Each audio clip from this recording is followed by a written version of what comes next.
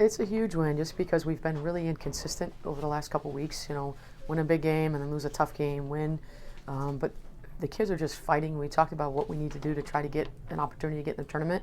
They know what's at stake, and I mean, they just grinded it out today. And we could have easily went the other way, but Lorenzen obviously came up with a big steal, and Jen Schell hitting that layup at the end. But we really talked about what our early season goals were, and we're committed to it. So we're going to just keep fighting one game at a time.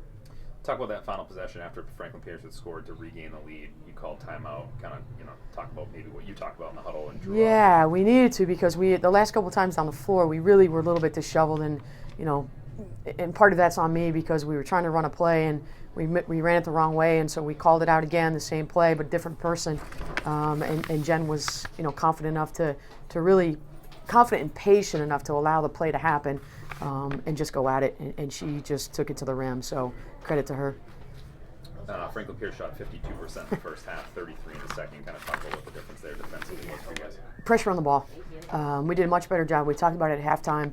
We were allowing too many easy passes inside to Charette. I mean, she's a great player, but we were allowing the guards to just feed her inside. And then, there were times we kind of got caught ball watching, and they were pretty strong from the three as well. But it was really about pressuring the basketball and digging in when we could, and try to help out inside against Charette.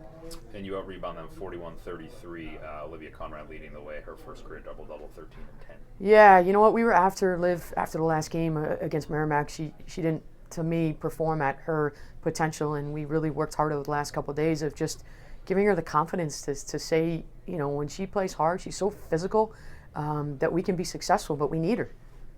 She did a great job today. Really good job against Charette. And lastly, Stonehill and Merrimack both winning, still a three-way tie.